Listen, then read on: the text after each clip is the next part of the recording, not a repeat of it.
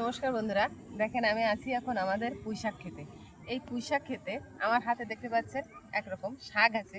এই পুঁইশাক খেতে এটা হয়েছে, এটা হচ্ছে আমাদের এদিকে বলে বেলে শাক।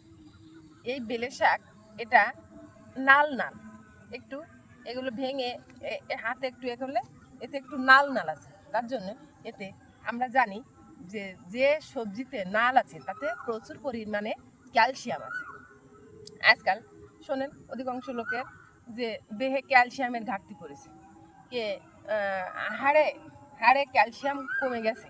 তার জন্য প্রচুর পরিমাণে ঢেঁড়স খেতে হবে বা নালা জাতীয় সবজি খেতে হবে, ঢেঁড়স, পুঁই শাক, কচুরলতি।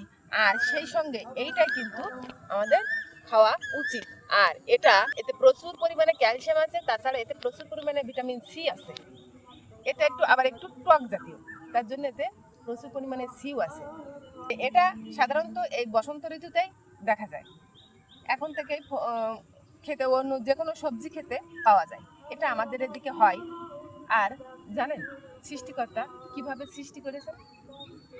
সৃষ্টিকর্তা যেদিকে যে সবজি বেশি পরিমাণে সৃষ্টি করেন বা দান করেন, সেই দিকের লোকজনের কিন্তু সেইটা সেবা করা অবশ্যই উচিত। তা আপনাদের দিকে যদি এই বেলে শাক থাকে, আপনারা অবশ্যই সেবা করবেন, সুস্থ থাকবেন, ভালো থাকবেন।